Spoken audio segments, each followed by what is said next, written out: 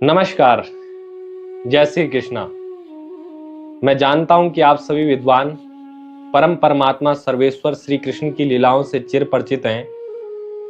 हम सभी ने माधव की भक्ति में अनन्य सुख प्राप्त किया है।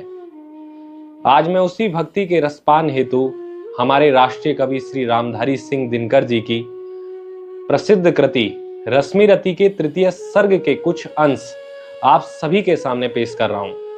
यद्यपि मुझे मालूम है कि मुझसे पहले अनेक विद्वानों ने इस अमृतमयी कृति को दुनिया के सामने बहुत खूबसूरती से पेश किया है, परंतु फिर भी मैं रश्मिरथी के अंश कृष्ण की चेतावनी को आपके सामने पेश करने की अनुमति चाहता हूं। भगवान श्री कृष्ण की अनुपम लीलाएं अनेक बार अनेकों ने कही, पर फिर भी हर बार कृष्ण लीला का आनंद सदैव बढ़ता ही जाता है।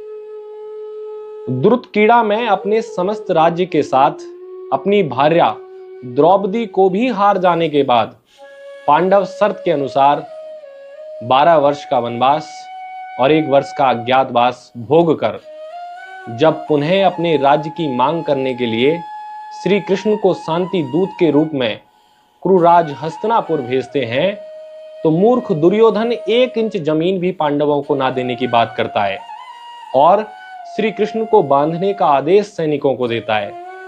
इसी पूरे प्रसंग के ऊपर श्रद्धेय रामधारी सिंह दिनकर जी ने अपनी कालजयी कविता कृष्ण की चेतावनी रश्मिरथी के अंश स्वरूप लिखी। तो चलिए मैं पाठ करता हूं। वर्षों तक वन में घूम घूम बाधा विघ्नों को चूम चूम, सह धूप घाम पानी पत्थर पांडव आए कुछ और निखर। सौभाग्य न सब दिन सोता है, देखें आगे क्या होता है। मैत्री की राह बताने को, सबको सुमार्ग पर लाने को, दुर्योधन को समझाने को, भीषण विध्वंस बचाने को भगवान हस्तिनापुर आए, पांडव का संदेशा लाए।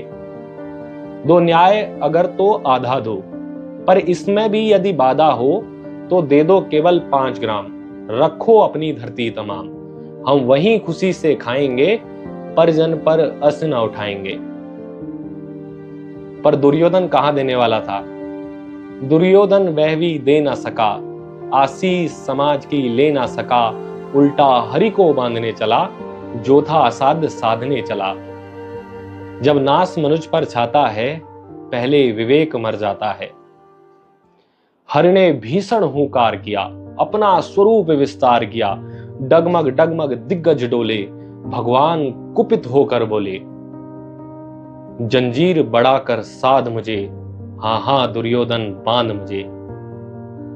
यह देख गगन मुझ में लय है, यह देख पवन मुझ में लय है, मुझ में विलीन झंकार सकल, मुझ में लय है संसार सकल। अमृतत्व फूलता है मुझ में, संहार झूलता है मुझ में, उदयाचल मेरा दीप्ति भाल, भूमंडल वक्ष स्थल विशाल। भुज पर्दी वंद को घेरे हैं, मैनाक मेरु पग मेरे हैं। दीप्ते जो ग्रह नक्षत्र निकर, सब है मेरे मुख के अंदर। दृग हो तो दृश्य कांड देख, मुझ में सारा ब्रह्मांड देख।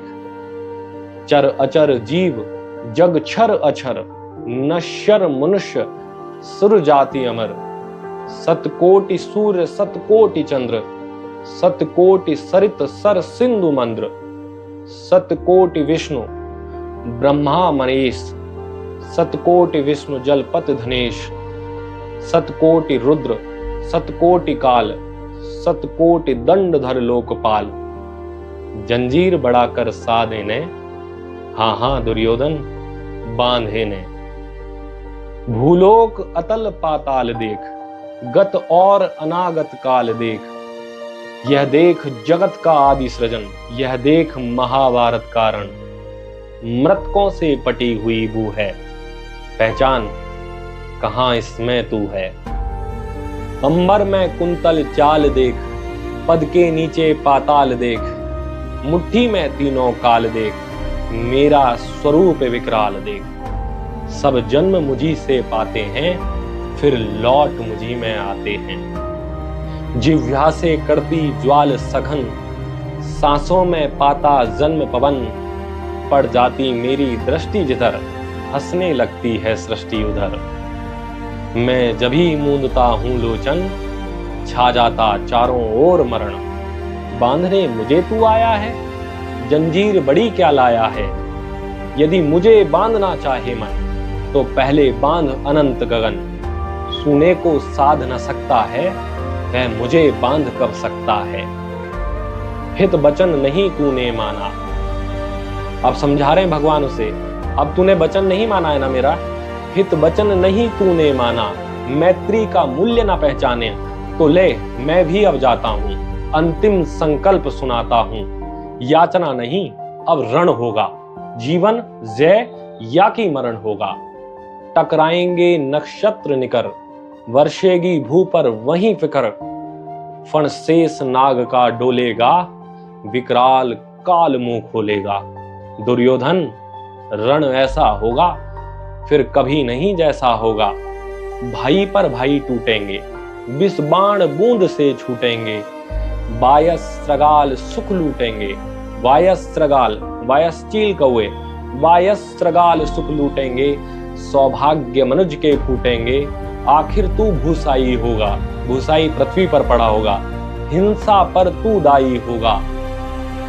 थी सभा सन्न सब लोग डरे, चुप थे या थे बेहोश पड़े। केवल दो नर नाग आते थे, धृतराष्ट्र विदुर सुख पाते थे। कर जोड़ खड़े प्रमुदित निर्भय, दोनों पुकारते थे जय जय, दोनों पुकारते थे जय जय।